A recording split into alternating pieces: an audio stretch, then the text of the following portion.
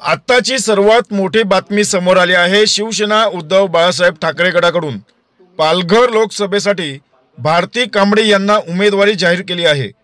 भारती कांबळे पालघर जिल्हा परिषदेच्या माजी अध्यक्ष आहेत। शिवसेना फुटीनंतर जिल्हा परिषदेतील मोठा गट एकनाथ शिंदे यांच्या सोबत गेल्यानंतरही भारती कांबळे मात्र उद्धव ठाकरे यांच्या शिवसेनेत कायम पाठीशी राहिले। विकासाच्या मुद्द्यांवर लोक आपल्यालाच मत देतील असा भारती कांबळे यांनी विश्वास व्यक्त केला आहे। तर वाढवण बंदर विरोधातही कायम भूमिका राहणार असल्याचाही दावा भारती कांबळे यांनी केला आहे। तर पालघर लोकसभेकरिता पहिल्यांदाच महिला उमेदवार महाविकास आघाडीकडून जाहीर झाल्याने जिल्ह्यात सर्वांचेच लक्ष लागले आहे। तर याबाबत भारती कांबळे काय म्हणाल्या जाणून घेऊया।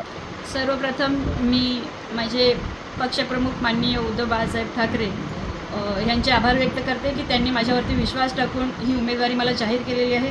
तसेच माझे तिन्ही जिल्हा प्रमुख, माझे सगळे तालुका प्रमुख, माझी महिला आघाडी, माझे सगळे शिवसैनिक, तसेच महाविकास आघाडीचे दोन्ही आमदार, तसेच महाविकास आघाडीचे सगळेच पक्ष ह्यांच्या सगळ्यांच्या आशीर्वादाने ही मला उमेदवारी मिळालेली आहे। तर त्याच्यामुळे ह्या उमेदवारीमध्ये ह्या सगळ्यांचाच मोठा वाटा आहे, ज्यांच्या सहकार्यामुळे मला ही उमेदवारी मिळालेली आहे।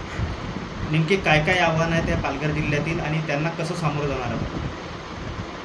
पालघर जिल्ह्यात सगळ्यात मोठी समस्या आहे ती वाढवण बंदर, जे रद्द व्हायला पाहिजे। तिकडच्या स्थानिक भूमिपुत्रांची ही इच्छाच आहे की हे वाढवण बंदर होऊ नये। त्याच्यासाठी आमचे पक्षप्रमुख माननीय उद्धव बाळासाहेब ठाकरे यांनी वेळोवेळी वाढवण बंदरवासियांना सहकार्य केलेलं आहे।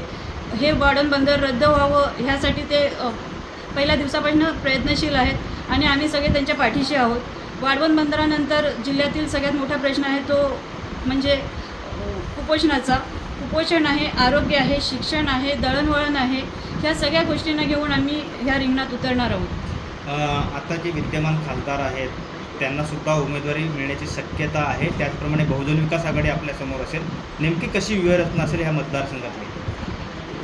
ही त्रिवेणी लढत होणार आहे आणि जे आताचे खासदार आहेत त्यांनी अनेक पक्ष चेंज करून ते आलेले आहेत।